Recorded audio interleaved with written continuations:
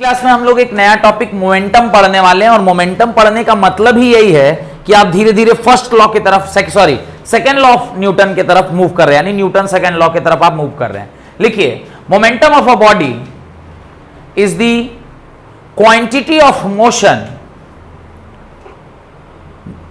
Momentum of a body is the quantity of motion possessed by the body, quantity of motion possessed by the body. Momentum of a body is a quantity of motion possessed by the body. Full stop. It is defined as the product of mass. It is defined as the product of mass and velocity. Momentum is defined as the product of mass into velocity. Momentum is a vector quantity. Momentum is a vector quantity. Reason being, velocity एक vector है, उसको एक scalar मास से multiply किया. When you multiply a vector with a scalar, it also becomes a vector quantity. P is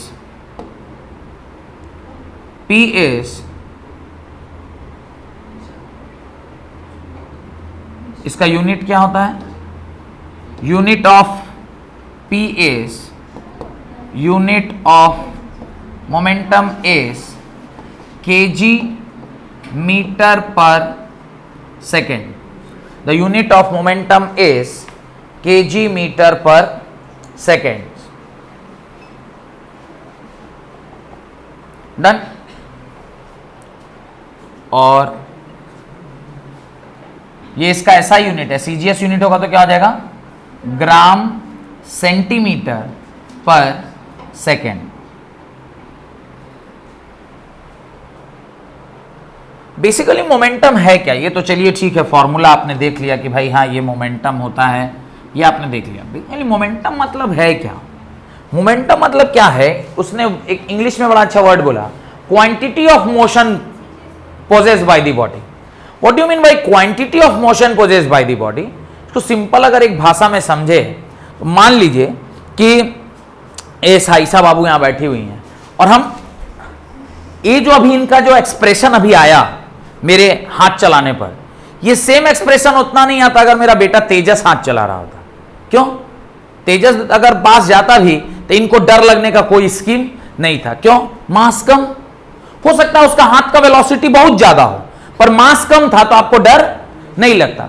लेकिन मेरा हो सकता है कि हम वेलोसिटी बहुत कम रखे हो, मास से आप डर गए कि साला कौन ठीक, कहीं अगर ठीक से ही लगा दिया तो पांव अभी गया है, अब जबड़ा उबड़ा भी चला जाएगा.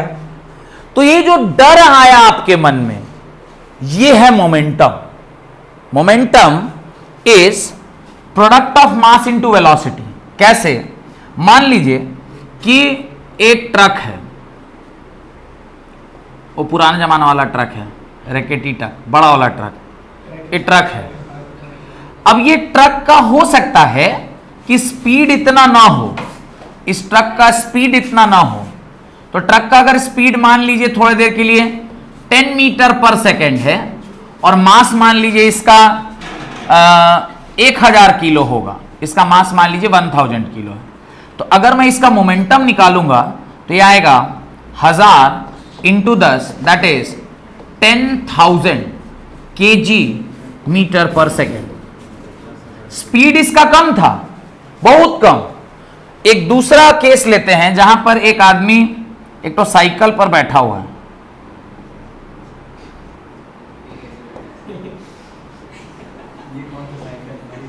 चल रहा है ये, तुम उसमें क्या है इतना बुद्धि लगा रहे हो? ऐसे वो साइकिल पे चला रहा है, ऐसे पकड़ के, ऐसे वो मोटरसाइकिल पे चल रहा है. ये जा रहा है मान लीजिए 80 मीटर पर सेकेंड से, लेकिन इसका मास है सब मिला के 70 kg. इसका मास है 70 kg. अब ये अगर आपके बगल से गुजरेगा, इवन इफ इसकी स्पीड बहुत ज्यादा है, लेकिन इससे आपको डर भय नहीं होगा. कोई अगर साइकिल वाला आपके बगल से गुजर रहा है, चाहे कितना भी तेज गुजर रहा है, आप उससे डरेंगे नहीं. साइकिल वाला ट्रिंग ट्रिंग ट्रिंग में आप हल्का सा साइड हो जाएगा। बस वाला कोई हॉर्न भी नहीं देगा, उसका खाली इंजन का साउंड सुनिएगा, अपना बाल बच्चा बीवी सहित सबको पीछे कीजिए, कौन ठीक कहीं चढ़ा दे। तो वो क्या था जो आपको डरा रहा था, और इसमें ऐसी क्या बात है जिससे आपको कतई डर नहीं लग रहा है। तो यहां पर इसको सॉल्व किया 5600 kg मीटर पर सेकेंड, जबकि देखा जाए तो इसके पास ज्यादा स्पीड है, इसका इससे 8 टाइम्स फास्टर ये मूव कर रहा है, लेकिन एक बगल से गुजरेगा तो आपको डर नहीं लग रहा है, ये बगल से गुजर रहा है तो इससे आपको डर लग रहा है, जबकि इसकी स्पीड बहुत कम है पर इसका मोमेंटम ज्यादा है, इसका मोमेंटम कम है। तो मोमेंटम जो है that is quantity of motion, लिखा है ना उसने, what is momentum of a body is the quantity of motion possessed by the body. कितना भारी भरकम चीज बगल से गुजर रहा है, वो जो फील आ रहा है आपको कि कुछ बड़ा सा जा रहा है, वही मोमेंटम है। और मोमेंटम जिस भी क्वांटिटी का ज्यादा होगा उससे आप डरते हैं, जिसका मोमेंटम कम होता है उससे आप डरते नहीं हैं। तो ये एक छोटा सा एग्जांपल उसके नीचे आप लिख लीजिए। हाँ चलिए इसको लिखिए जल्दी।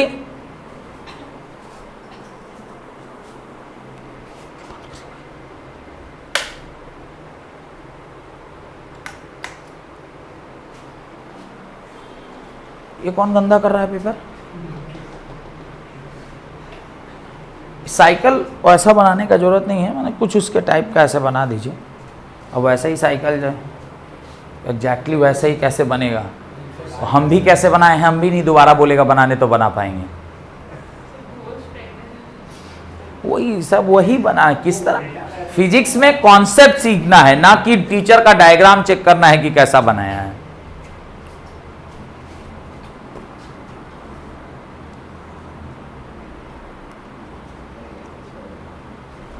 बढ़े आगे,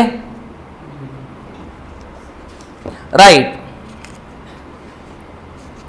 variation of momentum, right, variation of momentum, variation of momentum. इसके अंदर 3 केसेस पढ़ने हैं। वेरिएशन ऑफ मोमेंटम के अंदर 3 केसेस पढ़ने हैं। पहला केस, केस 1 फर्स्ट है, केस 1। केस 1 है, लिखिए, when 2 object each of mass m, when 2 object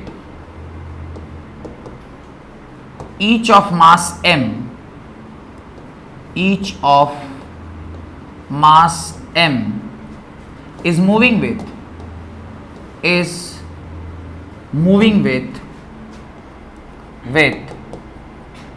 velocity v1 and v2, velocity v1 and v2।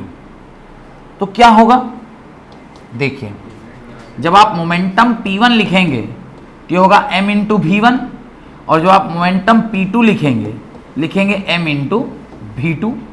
अलग अलग वेलोसिटी से चल रहा है, जहां पे हम ये मान रहे हैं कि v1 वेलोसिटी जो है वो बड़ा है v2 वेलोसिटी से। तो चूंकि मास कांस्टेंट है तो क्लियरली इन दोनों को जब हम कंपेयर करेंगे, मास इंटू v1 बड़ा हो जाएगा मास इंटू v2 से, क्योंकि दोनों वेलोसिटी में v1 बड़ा था v2 से, और दोनों को m से मल्टीप्लाई कर दिए तो बड़ा हो गया। इसको आप क्या लिख सकते हैं, p1, और ये क्या हो गया, p2। यानी यहां से एक बात समझ में आ गई, अगर मेरा मास कांस्टेंट है तो p और v जो है वो डायरेक्टली प्रोपोर्शनल हैं, यानी p is directly proportional to v, यानी p by v is equal to क्या आ गया, कांस्टेंट आ गया।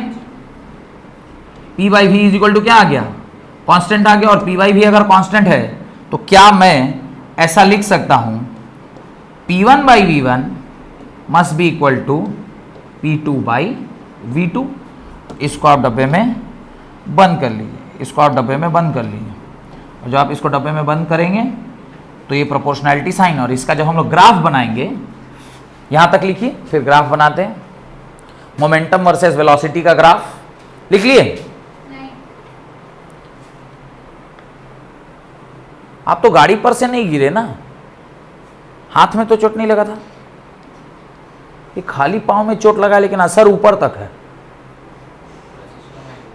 सिस्टम हैंग हुआ है, नहीं देखिए अगर सिस्टम हैंग है,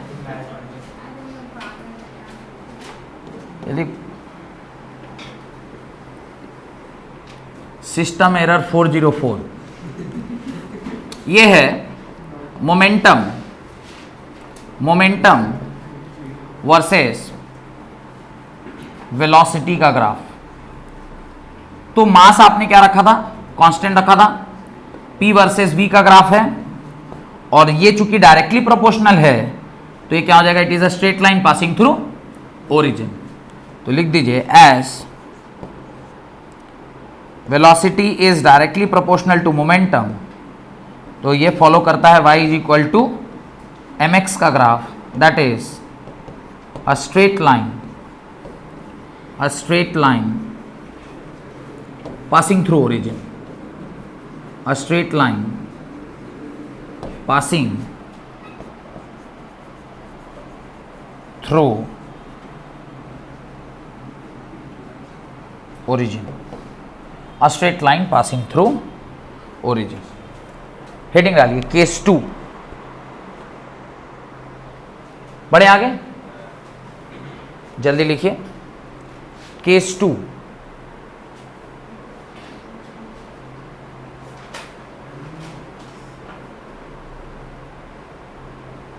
बढ़ा जाए, case 2, right. Two objects of mass m1 and m2, case 2 लिखिए, case 2,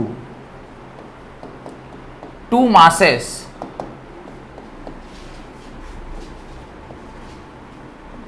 m1 and m2 where m1 is bigger than m2 moves with velocity moves with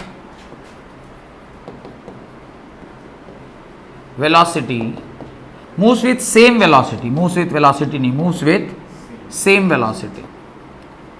velocity दोनों की वेलोसिटी क्या है, सेम है, वेलोसिटी v। तो ये केस 2 है जहां पर दो मासेस हैं, एक का ज्यादा एक का कम, और दोनों सेम वेलोसिटी से मूव कर रहा है। इसका क्या मतलब है, इसका मतलब है कि जो मोमेंटम p1 है ये m1 इंटू v के बराबर, और जो मोमेंटम p2 है ये m2 इंटू v के बराबर। अब चूंकि हमने ऑलरेडी मान रखा है कि m1 जो है वो क्या है, बड़ा है m2 से, तो दोनों साइड आप वेलोसिटी से मल्टीप्लाई कर दीजिए। m1 into v must be greater हो जाएगा m2 इंटू वी के साथ, और ये किसके बराबर है, momentum 1 is greater than momentum 2। तो यहाँ से मुझे समझ में आया कि अगर जिसका मास ज़्यादा है उसका मोमेंटम ज़्यादा है, यानी momentum is directly proportional to mass. अगर momentum directly proportional to mass है तो momentum by mass is equal to क्या हो गया, कांस्टेंट हो गया। और अगर मोमेंटम बाई मास कांस्टेंट है तो आप लिख सकते हैं p1 by m1 must be equal to p2 by m2, और इसको आप डब्बे में बंद कर लीजिए। और इसका ग्राफ बनाएंगे मोमेंटम वर्सेस मास का। अच्छा, इसके पहले वाले का जो ग्राफ है इसका स्लोप देगा क्या, इसका स्लोप क्या देगा, slope is equal to mass, लिख दीजिएगा इक्वल टू मास। चूंकि मोमेंटम और वेलोसिटी है तो इसका स्लोप क्या देगा, मास के बराबर होगा। डन, बढ़े। अब इस बार आप ग्राफ बना रहे हैं between momentum and velocity, momentum and mass. इस बार ग्राफ बना रहे हैं मोमेंटम एंड मास का। इस साइड मोमेंटम और इस साइड मास, और इसको भी जब आपने y is equal to M X plus C से कंपेयर किया, क्योंकि मोमेंटम बाई मास आपका क्या आया था, कांस्टेंट आया था, तो आप लिख सकते हैं p is equal to some constant k into m, y is equal to M x, और यहाँ पर एक k किसके बराबर हो जाएगा, k यहाँ वेलोसिटी के बराबर है, k यहाँ किसके बराबर है, वेलोसिटी के बराबर है। तो कि यहाँ वेलोसिटी के बराबर है। जब आप इन दोनों को कंपेयर कीजिएगा तो पता चलेगा कि यहाँ पर स्लोप किसके बराबर आ जाएगा, वेलोसिटी के बराबर। और ये एक लाइन भी क्या होगा, it is a straight line passing through origin, और slope is equal to velocity. Slope is equal to what, velocity. और it is also a straight line passing through origin. It is also a straight line passing through origin. Straight line passing through origin. Straight line passing through origin. तो यहां से भी हमें समझ में आ गया कि P जो है वो डायरेक्टली प्रोपोर्शनल टू m है अगर वेलोसिटी क्या रह जाए, कांस्टेंट रह जाए। डन। एंड आखिरी केस 3 when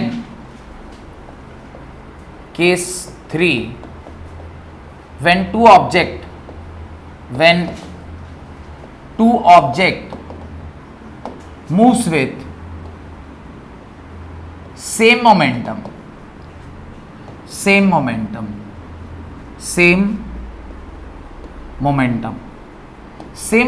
का क्या मतलब है, m1 is equal to m2 p1 is equal to p2 is equal to p, p1 is equal to p2 is equal to p।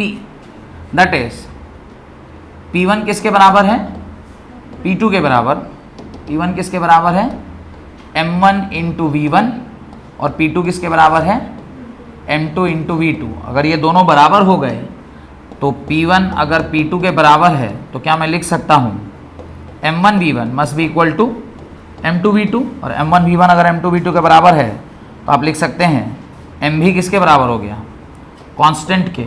और m भी अगर कांस्टेंट है तो यहाँ से पता चल रहा है मास और वेलोसिटी आपस में कैसे हैं, इन्वर्सली प्रोपोर्शनल है। आपस में कैसे हैं, इन्वर्सली प्रोपोर्शनल है।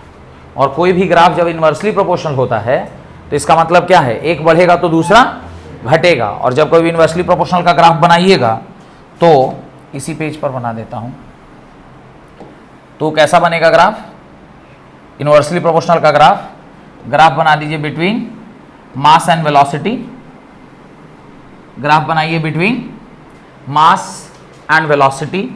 इस एक्सिस पर आप वेलोसिटी ले लीजिए और इस एक्सिस पर आप मास ले लीजिए।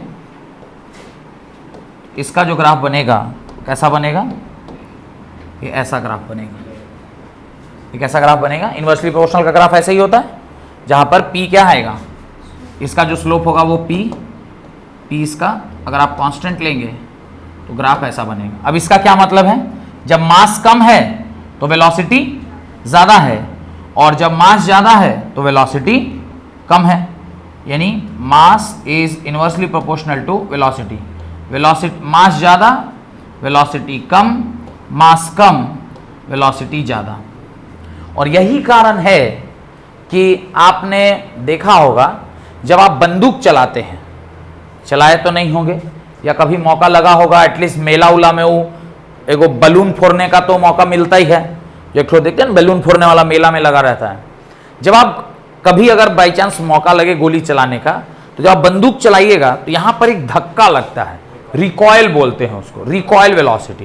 तो ये जो धक्का आपके शरीर में लग रहा है, तो बंदूक से गोली जो निकली वो तो जुप बहुत तेजी से चली गई, उतना ही तेज तो आपको स्पीड आप में नहीं आया। क्यों नहीं आया, क्योंकि mass of the gun was relatively much greater या much bigger than the mass of goli. Mass उसका कम था तो उसके पास वेलोसिटी ज्यादा गई, आपका गन का मास उसके रिस्पेक्ट में ज्यादा था तो आपको धक्का कम मिला, क्योंकि mass and velocity are inversely proportional. अगर मोमेंटम कांस्टेंट रहना है तो किसी का अगर मास कम है तो उसकी वेलोसिटी ज्यादा होगी, और किसका मास ज्यादा है तो उसकी वेलोसिटी कम होगी। अगर प्रैक्टिकल एग्जांपल दिया जाए तो मास ऑफ जो बुलेट होता है वो 50 ग्राम 100 ग्राम के आसपास होता है, तो उसकी स्पीड सम 500 मीटर 600 मीटर पर सेकंड होती है।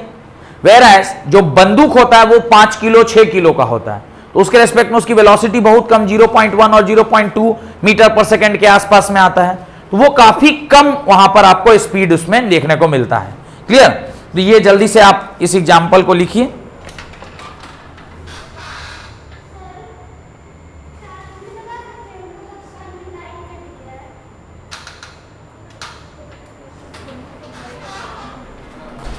ये बना लिए, ग्राफ बना लिए, इसको हम लोग बाद में एप्लीकेशन में लेंगे। ये ग्राफ बना लिए, इसको हम लोग बाद में एप्लीकेशन में लेंगे। Then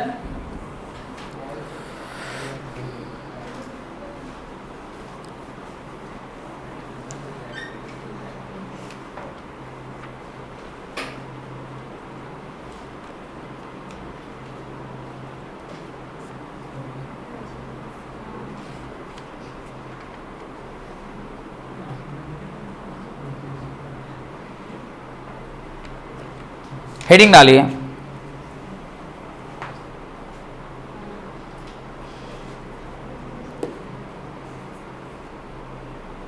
Newton's second law of motion.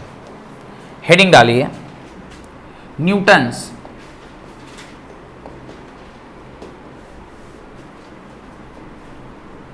Second law of motion.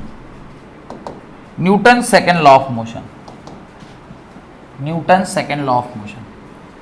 अब देखिए, मोमेंटम समझने के बाद तुरंत से ही हम लोग क्या पढ़ते हैं, न्यूटन का दूसरा नियम पढ़ते हैं, क्योंकि न्यूटन का दूसरा नियम ही डेफिनेशन ऑफ फोर्स फर्स्ट नियम, mathematical derivation of force second नियम। तो न्यूटन का जो दूसरा नियम है, it is majorly known for mathematical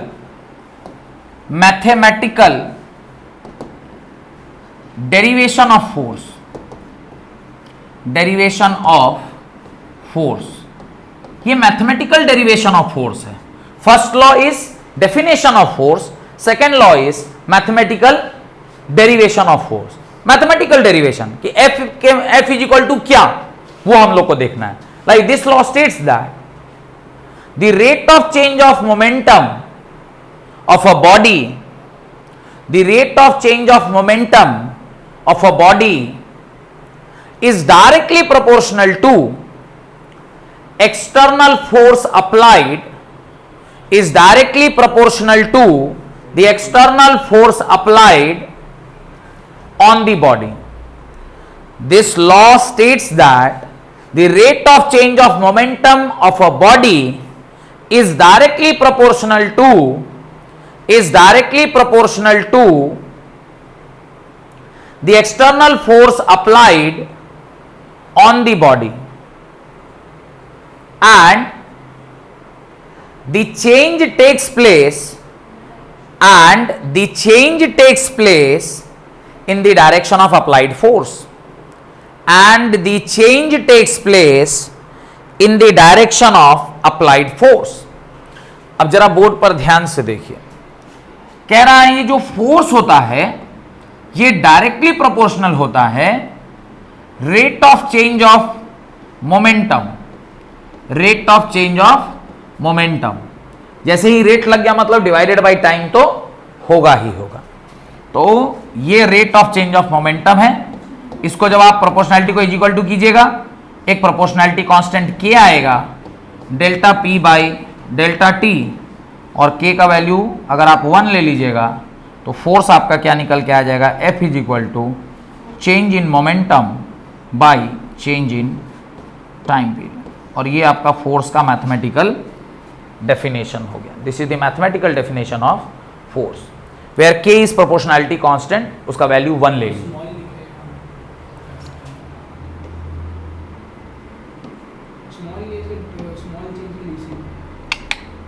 small के कुछ लिखो, ABCD प्रणब मिश्रा लिख दो, क्या फर्क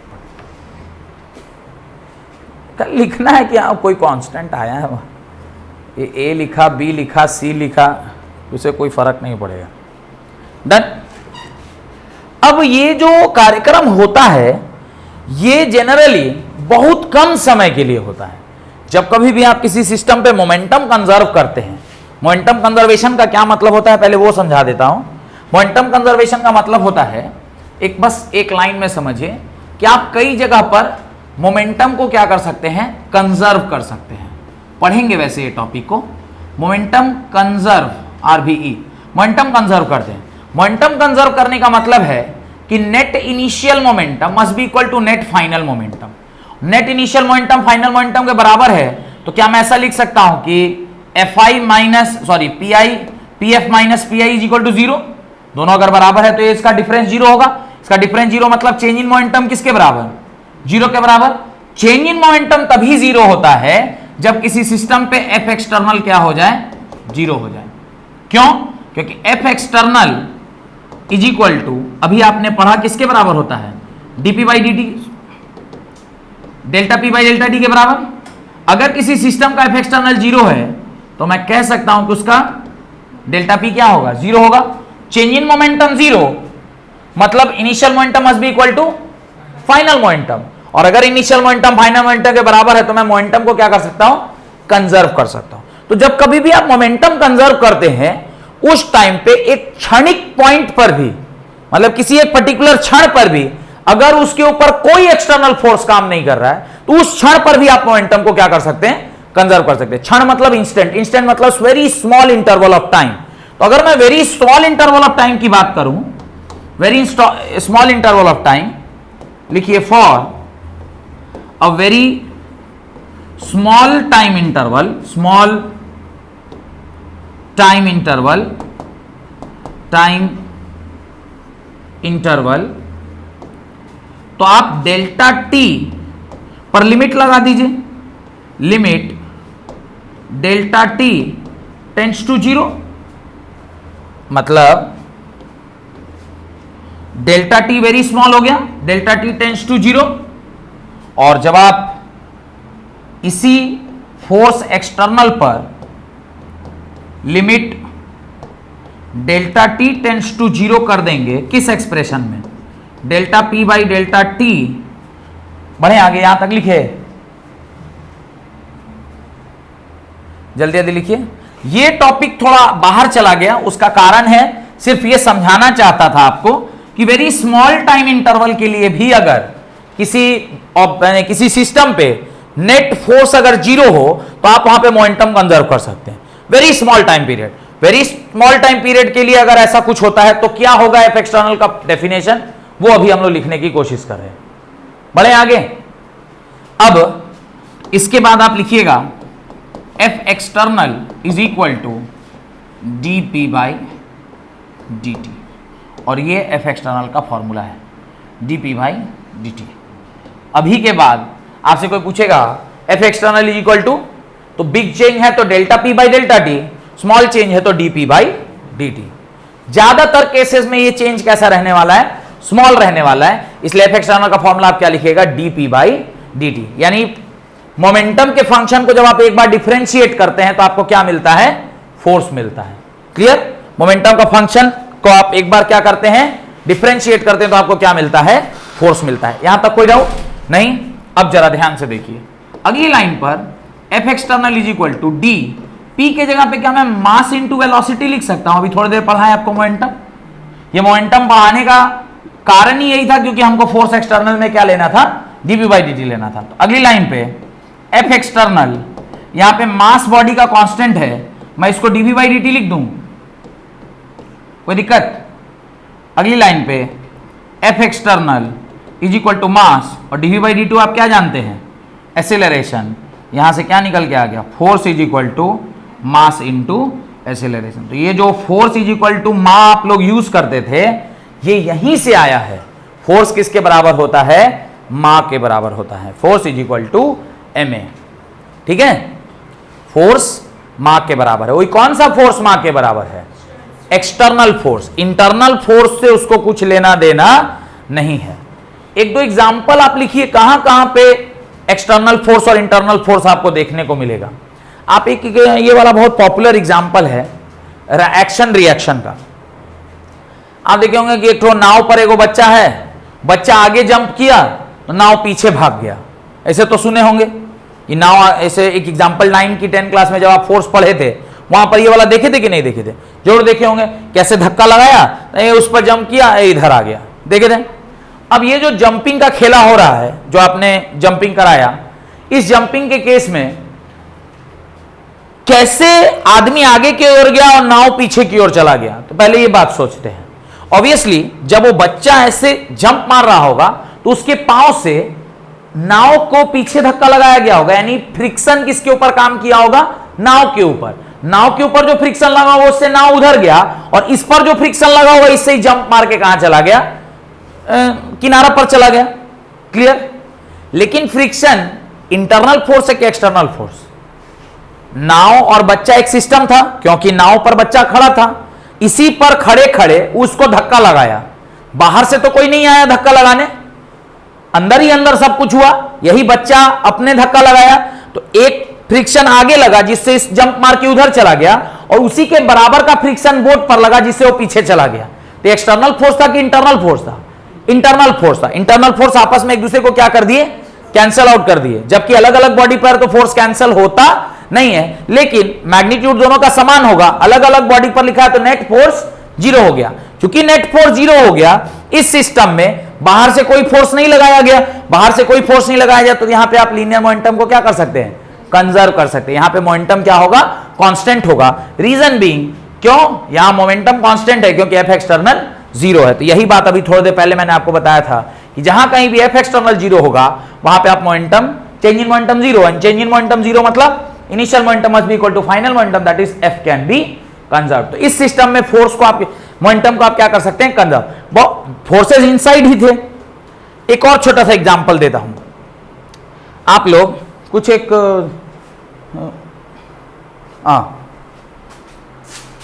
मान लीजिए कागज है, ये तो बहुत छोटा हो गया, कुछ इसे बड़ा कागज मान लिए रहता। अब इस कागज के ऊपर हम खड़े हैं।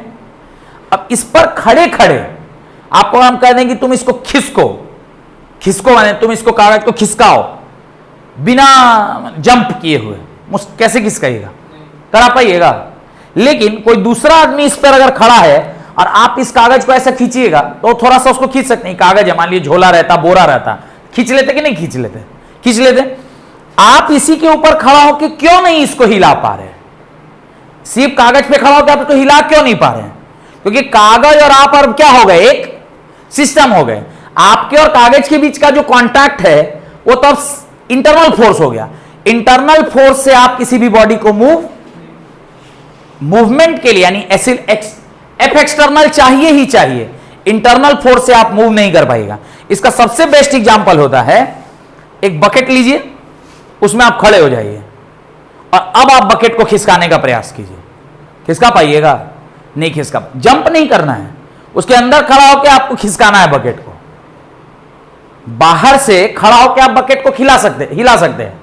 आप उसके अंदर खड़े हो जाइए, बकेट के अंदर, और तब कोई कहे कि तुम बकेट को हिला दो, हिला पाइएगा? बाहर से खड़े होकर कैसे हिला पा रहे थे? Because I was acting as an external agent जो उस बकेट पर एक्सटर्नल फोर्स लगा रहा था। एक्सटर्नल फोर्स लगाया तो आपने उस बकेट को अपनी ओर खींच लिया। लेकिन जब आप उस बकेट में घुस गए, now bucket and you are one system, अब आप उसको हिला नहीं सकते। कितना जंप करिएगा तो भी हिला नहीं पाइएगा। घिसघिसा कितना भी आप प्रयास कीजिए, हिलिएगा, हिलना ही संभव नहीं है। असंभव है कि आप हिल जाइएगा। क्यों? क्योंकि इंटरनल फोर्सेस एक्सीलरेशन क्रिएट या मोशन क्रिएट नहीं कर सकता। मोशन क्रिएट करने के लिए आपको क्या चाहिए? एक्सटर्नल फोर्स चाहिए। इंटरनल फोर्स मोशन क्रिएट नहीं कर सकता, आपस में कैंसिल आउट हो जाएगा, आप उसको हिला नहीं पाएंगे। तो याद रखिएगा, जब कभी भी हम F is equal to m a यानी force is equal to ma लगाते हैं, इसमें जो F है ये ऑलवेज कौन सा फोर्स है? External force. एक्सटर्नल फोर्स मतलब जिसको आपने सिस्टम माना है उसके बाहर वो फोर्स दिखना चाहिए। मान लीजिए एक छोटा सा एग्जांपल देते हैं, ये एक बॉडी है, इसके ऊपर एक और बॉडी रखा हुआ है, वही। अब मान लीजिए बकेट है, बकेट के अंदर आप हैं, पर हमने यहां पे दो बॉडी ले लिया, एक का मास m1, एक का मास m2। अब मैं कह रहा हूं कि m1 जो है वो m2 के ऊपर रखा हुआ है और मैं चाहता हूं कि m1 आगे खिसक जाए। कैसे खिसकेगा? बिना फोर्स लगाए हिला दीजिएगा? नहीं हिला सकते हैं। लेकिन जैसे ही आपने इस पर फोर्स लगा दिया F, अब ये फोर्स क्या हो गया?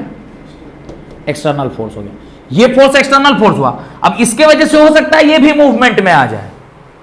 आप ऊपर वाले को खींच रहे हैं, वो इतना भारी है कि नीचे वाले को भी ले चला गया, संभव है, खिंचा सकता है, पर ये एक्सटर्नल फोर्स नहीं लगाते।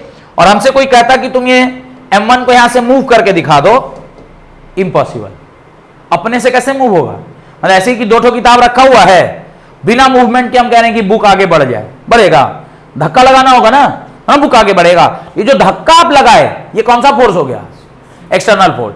ये फोर्स ही एक्सटर्नल फोर्स है।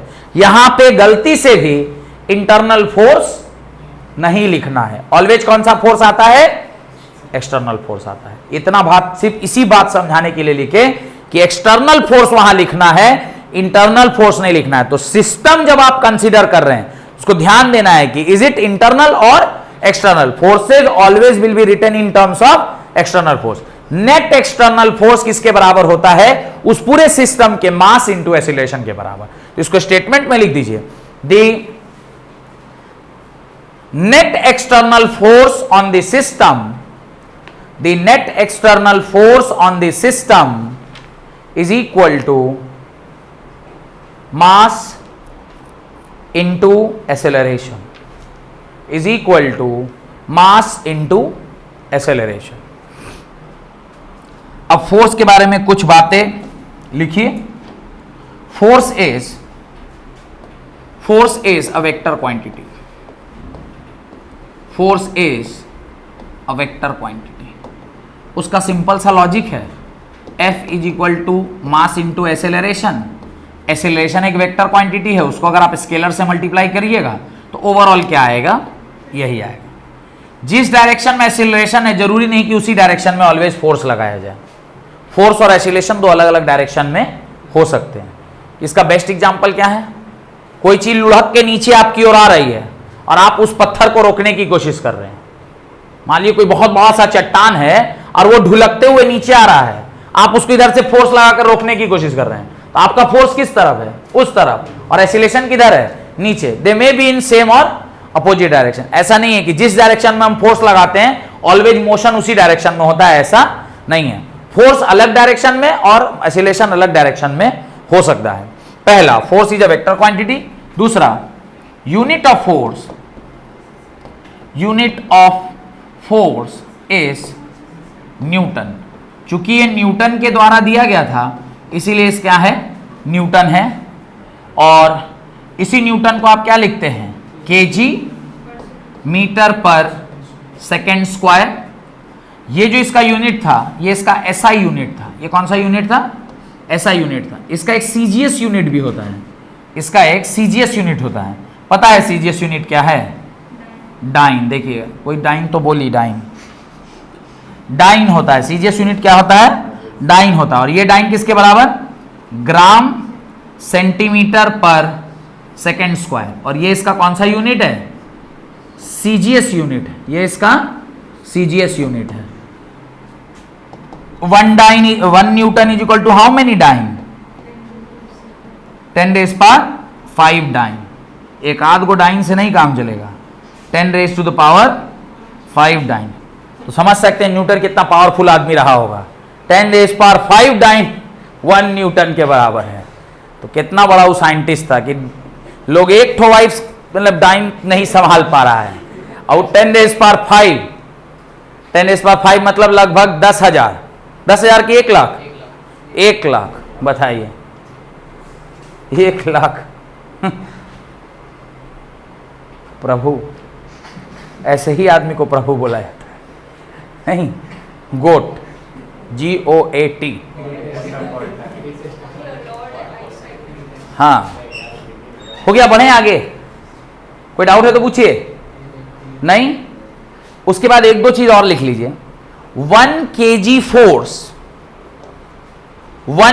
Force is equal to 1 kg force या 1 kg weight is equal to 9.8 newton के बराबर होता है। 1 kg force is equal to 9.8 newton के बराबर। और 1 ग्राम वेट या 1 gram force is equal to होता है 980 centimetre per second square. Centimetre per second square. तो ये दोनों कन्वर्जन बहुत इंपॉर्टेंट है, ध्यान रखिएगा क्योंकि बहुत जगह यूज में आ जाता है।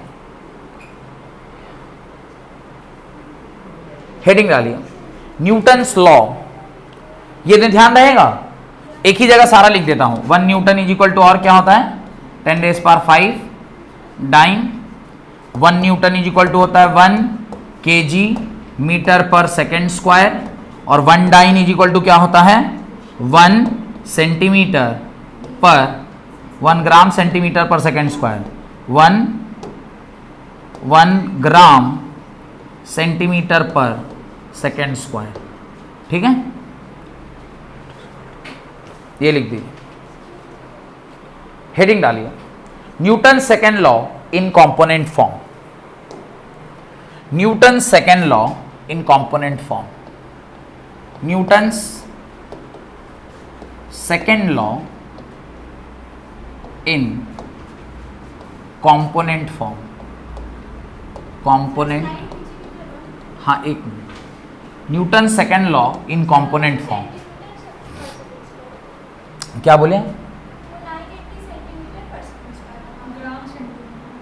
हाँ वेट है ना, वेट माने तो एक्सीलरेशन, तो ये 9.8 क्या है, ये आपका वैल्यू है ना metre per second square, 9.8 metre per second square.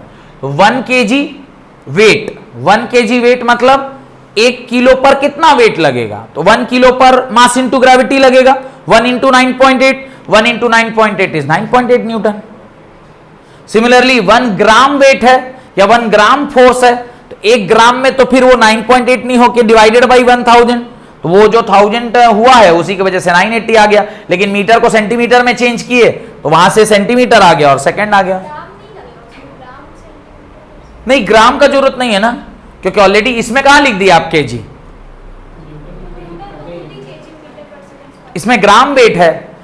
ऐसे समझिए एक बॉडी है जिसका वजन 1 ग्राम है, इसके ऊपर कितना वेट लगेगा, तो इसके ऊपर लगेगा मास इंटू ग्रेविटी के बराबर। मास 1 ग्राम 1/1000 into gravity 9.8 metre per second square. इस हिसाब से सॉल्व करते तो इसको सॉल्व करके कितना आता, इसको सॉल्व करते तो आता 98/10,000 मीटर पर सेकेंड स्क्वायर आता ना जी।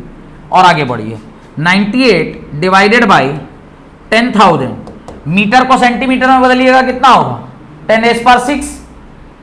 मीटर को सेंटीमीटर में बदलिएगा कितना होगा 10⁶ होगा ना, कितना होगा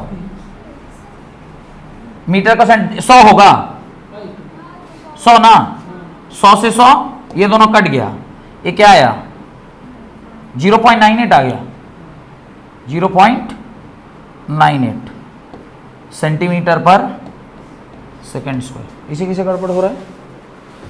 1 gram weight is equal to 1 एक minute is defined as the force produced by acceleration of 980 centimetre 1 gram. 980 centimetre per 9.8 metre per second square. 9.8 को 0 लिया, 1000 1000 10,000 10,000। 1 ग्राम वेट मतलब 1 ग्राम का जो वजन है उसके बराबर का फोर्स निकालना है। 1 ग्राम पर कितना फोर्स लगेगा, मास इंटू ग्रेविटी, मास 1 ग्राम। 1 ग्राम को ये 1/1000 क्या किए, केजी में बदल दिए क्या, वहीं गड़बड़ कर दिए। ग्राम में ही रखना है ना, क्यों केजी में बदलेंगे, केजी में क्यों बदलेंगे, तो ग्राम में ही रहेगा, यहीं गड़बड़ कर दिए। ठीक है, ये तो नहीं बदलेगा ना, क्यों बदलेंगे इसको, ये तो 1 ही रह गया, ग्राम में ही रहेगा ना क्योंकि सीजीएस यूनिट है। तो 1 इंटू 98/10 और इंटू वॉट 100, 0 से 0 कट गया, क्या आया 980 सेंटीमीटर पर सेकेंड स्क्वायर। ये ग्राम में ही रहेगा ना, जब ग्राम में है तो ग्राम में ही रखेंगे, क्योंकि जब सीजीएस यूनिट है तो सीजीएस में रहेगा। हम गलती से उसको केजी में बदल दिए थे। ठीक है, तो ये आ गया 980 मीटर पर सेकेंड। ठीक है, हम भी सोचे साला कहाँ गड़बड़ा गया। ठीक, अभी सही हो। चलिए हेडिंग डालिए जो हमने डाला हुआ है, Newton second law in component form. अब आप लिखिए फोर्स को आप क्या लिख सकते हैं, फोर्स को आप क्या लिख सकते हैं in component form, right. F is equal to Fx i cap plus Fy j cap plus Fz k cap. Acceleration को आप क्या लिखेंगे, Ax i cap, Ay j cap, Az k cap. और मोमेंटम को क्या लिखेंगे, Px i cap, Py j cap plus Pz k cap. इतना आपने तीनों को वेक्टर फॉर्म में, कंपोनेंट फॉर्म में लिख दिया। दिस इज फोर्स का कंपोनेंट, एक्सेलरेशन का कंपोनेंट एंड मोमेंटम का कंपोनेंट। यहां तक कोई डाउट? हम लोग क्या फॉर्मूला जानते हैं, F इज इक्वल टू होता है dp by dt which is also equal to mass into acceleration. बस इसी तीनों को क्या करना है, एक समांतर में लिख देना है। कैसे, देखिए F के जगह में क्या लिखेंगे, Fx i cap plus Fy j cap plus Fz k cap, Fz k cap equal to d by d T.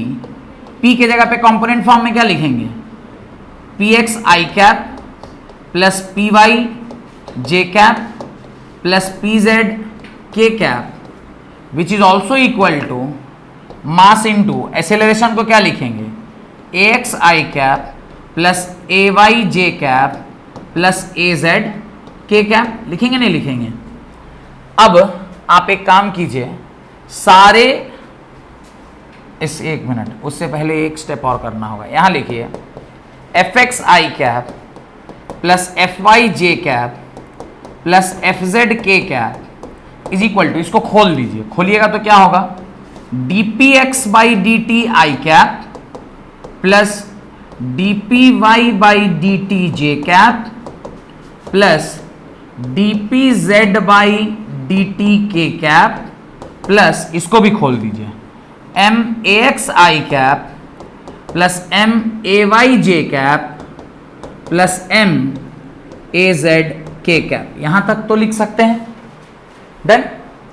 अब ध्यान से देखिए, fx में यहां i कैप है, यहां i कैप है, यहां i कैप है, तीनों i कैप को कंपेयर कर दीजिए। लिखिए ऑन कंपेयरिंग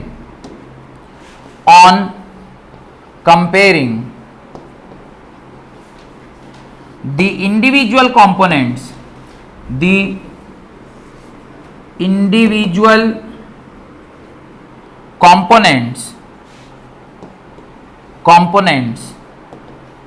क्या देखने को मिलेगा, fx is equal to dpx by d t is equal to mass into ax के बराबर। क्या बोले,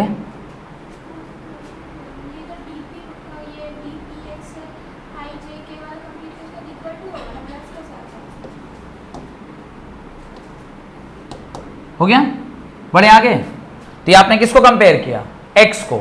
सिमिलरली क्या करेंगे, y और z को भी कंपेयर करेंगे। जब y और z को कंपेयर करिएगा तो ये आएगा Fy is equal to dpy by d t is equal to may, और जब आप z को लिखेंगे तो Fz is equal to dpz by d t is equal to maz के बराबर। और ये दोनों भी क्या हो गए, ये फॉर्मूले हो गए, डन। ये कंपोनेंट फॉर्म में है कि अगर कभी ऐसा फोर्स आपको टूटा टूटा मिल जाए तो आप इस तरह से उसको यूज में ले सकते हैं। जी सर बोलिए। इसके ऊपर एक न्यूमेरिकल कर लीजिए ताकि थोड़ा सा कॉन्फिडेंस बिल्डअप हो जाएगा। आपको एफबीडी पढ़ा दिए, फ्री बॉडी डायग्राम पढ़ा दिए, नहीं पढ़ाए, गुड। तो एक काम करते हैं, न्यूमेरिकल अभी इकट्ठे छोड़ दीजिए, सब एक ही साथ कर लेंगे आज। नहीं, कितना हो गया, हट मंडे को। आज इम्पल्स और न्यूटन्स थर्ड लॉ भी कर ही लेते हैं। इम्पल्स और न्यूटन्स थर्ड लॉ। चाहे छोड़िए, आज क्वेश्चन करते हैं, अगले क्लास में, नहीं तो एक ही दिन में ज़्यादा हो जाएगा, आपको टेंशन आ जाइएगा। लिखिए, हो गया, बढ़े आगे, क्वेश्चन लिखिए। अ हॉकी पक, PUCK, FU नहीं, PUCK, अ हॉकी पक गेंद को कहते हैं। हॉकी का जो गेंद होता है, देखे होंगे अभी तो ब्लैक कलर का, व्हाइट कलर का, ब्लैक कलर, छे तो उसमें थोड़ा रहता है। हॉकी उसमें भी दो तरह का हॉकी होता है, एक होता है बॉल हॉकी जो हम लोग प्ले मैट पर खेलते हैं, एक होता है आइस हॉकी। आइस हॉकी में वो ब्लैक कलर का होता है और वो स्लाइडिंग रहता है ताकि वो डिस्क टाइप का, उसको पक कहते हैं, PUCK। हॉकी पक लिखिए, हॉकी पक with a mass of 0.3 kg slides on the horizontal frictionless surface. A hockey puck with a mass of 0.3 kg slides on the horizontal frictionless surface of an ice rink. On an ice rink, ice के surface पर वो slide कर रहा है। Two forces act on the puck. Two forces, ice rink. Two forces act on the puck. क्या two forces है जो इसके ऊपर एक्ट कर रहा है, उसको देखिए। एक है a force of 5 Newton, a force of 5 Newton is acting, a force of 5 Newton is acting at an angle of 20 degree, at an angle of 20 degree with horizontal plus axis, and a force of 8 Newton, a force of 8 Newton is acting at an angle of 60 degree with positive x-axis, at an angle of 60 degree with positive x-axis. Determine the acceleration of the puck. Determine the acceleration of the puck. आपको इसका क्या निकालना है, acceleration निकालना है। एक information भली आपको दिया हुआ है, लिख लीजिए। cos 20 degree is equal to, cos 20 degree is equal to 0.94, cos 20 degree is equal to 0.94। जो अभी पढ़े हैं कंपोनेंट फॉर्म, उसी से इसका आंसर आएगा। ठीक है, मैं बस हिंट दे देता हूं कि कैसे उसका आंसर आएगा। उसको देखने के लिए ध्यान से देखिए।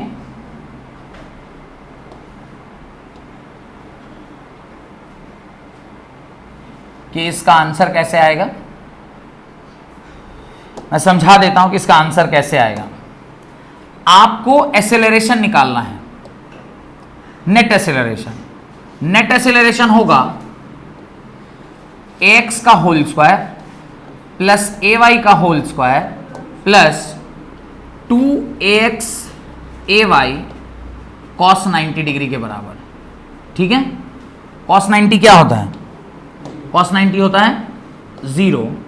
तो जो एक्सेलरेशन है वो किसके बराबर हो गया, अंडर रूट AX का होल स्क्वायर प्लस AY का होल स्क्वायर। यहां तक कोई डाउट? AX और AY निकालने के लिए AX इज इक्वल टू होगा FX बाई मास और AY इज इक्वल टू होगा FY बाई मास। अब मेरा नेक्स्ट काम है कि सारे FX को निकाल लेना और सारे FY को निकाल लेना। इसके लिए एक कॉन्सेप्ट लगेगा, resolution of vector. Resolution of vector पढ़े थे, कंपोनेंट तोड़ना, क्या पढ़े थे?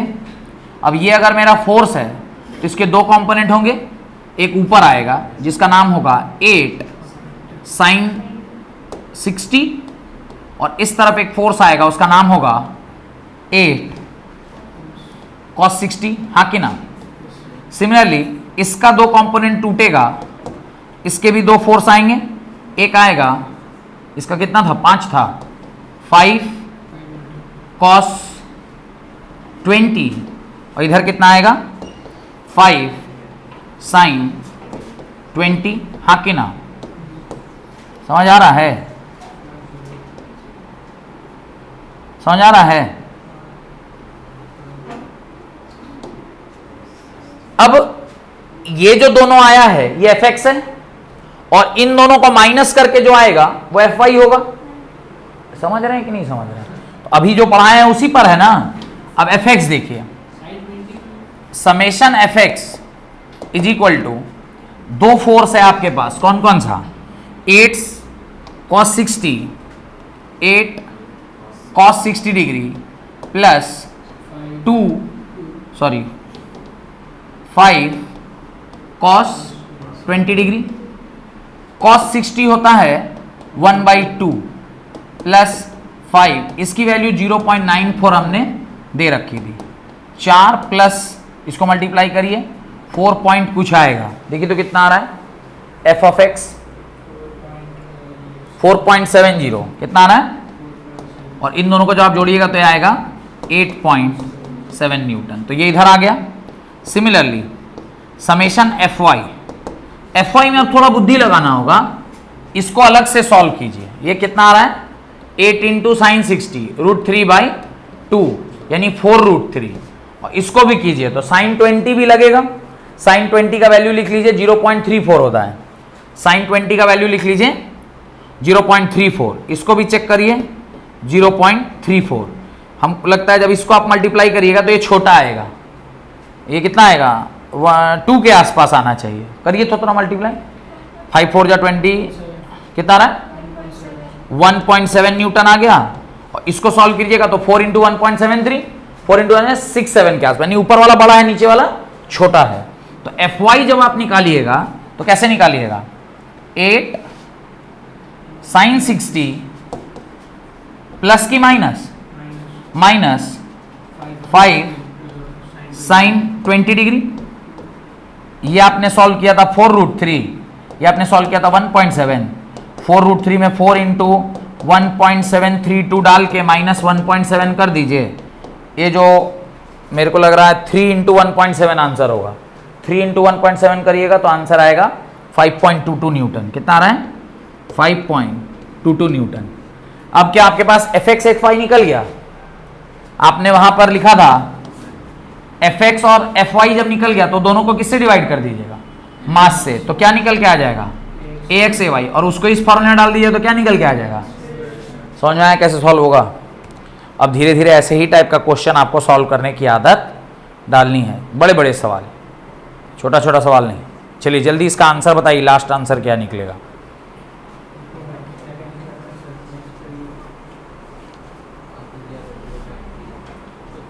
जब आप 8.70 को 0.3 से डिवाइड करिएगा, fx कितना निकल के आया, fx निकल के आया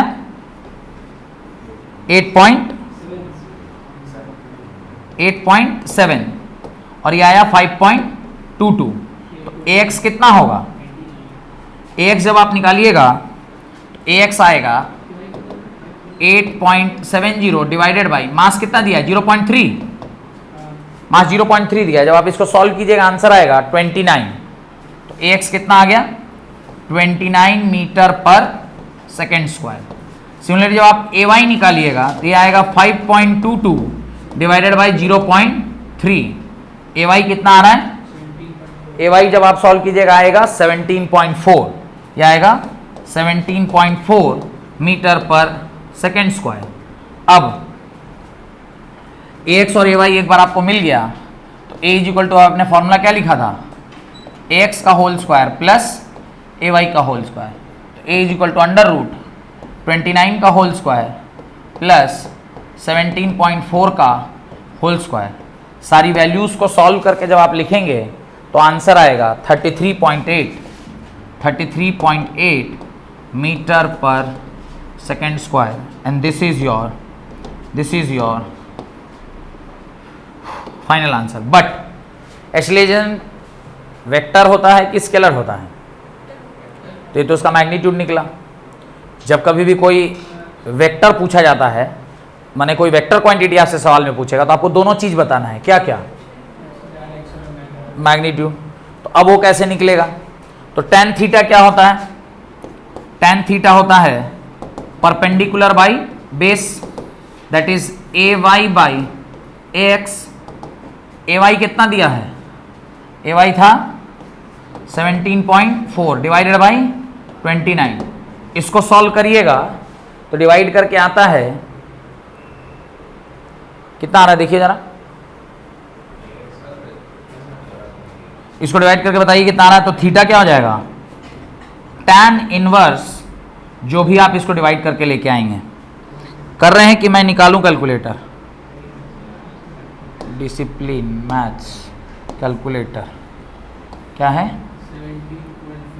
17.4 divided by 29 is equal to कितना है? 0.6।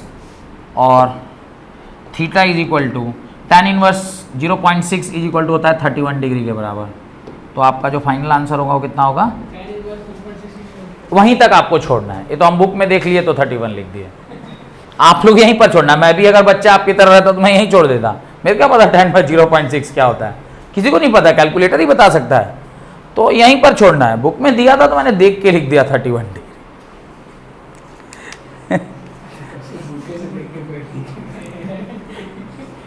सारा चीज तो बुक से ही देख के कर रहे हैं यार, मैं क्यों जाऊं इतना कैलकुलेट करने? क्या? हाँ, तुम ही लोग को करना ही है, क्यों पढ़ तुम रहे हो, करेंगे हम। डन। इससे आपका ये सेकेंड लॉ भी आज क्या हो गया? समाप्त हो गया। हेडिंग डालिए इंपल्स। इंपल्स जैसे ही आप पढ़ना टॉपिक डाले, मतलब you are move towards third law of motion. पहला लॉ इनर्शिया पढ़ते हैं तो फर्स्ट लॉ डिफाइन करते हैं, मोमेंटम पढ़ते हैं सेकेंड लॉ डिफाइन करते हैं, इंपल्स पढ़ते हैं थर्ड लॉ डिफाइन करते हैं। तो थर्ड लॉ क्या है? It gives the nature of force, action and reaction. किसी लड़की को आपने आंख मारा और वो भी उधर से आंख मार दी, एक्शन रिएक्शन। पर कई बार ऐसा होता है, यही एक जगह है जहां पे एक्शन रिएक्शन काम नहीं करता। तुमने उसको देख के स्माइल दिया, वो तुमको देखबे नहीं की। तुम अपने दोस्त को बता रहा तेरी भाभी है, तेरी भाभी को पता नहीं है वो कौन है। तो ऐसा भी होता है कि तुम एक्शन कर रहे हो पर वहां से कोई रिएक्शन नहीं आ रहा है। पर देर आए दुरुस्त आए, लगे रहना है, एक ना एक दिन सफलता जरूर हासिल होगी। रुकना नहीं है, छोड़ना नहीं है, ठीक है। बहुत बहुत धन्यवाद आज की क्लास अटेंड करने के लिए। अगर वीडियोस अच्छे लग रहे हैं तो प्लीज इसे लाइक कीजिए, दोस्तों के साथ शेयर कीजिए, और चैनल अब तक अगर सब्सक्राइब नहीं किए तो प्लीज उसे सब्सक्राइब करिए। Thank you very much.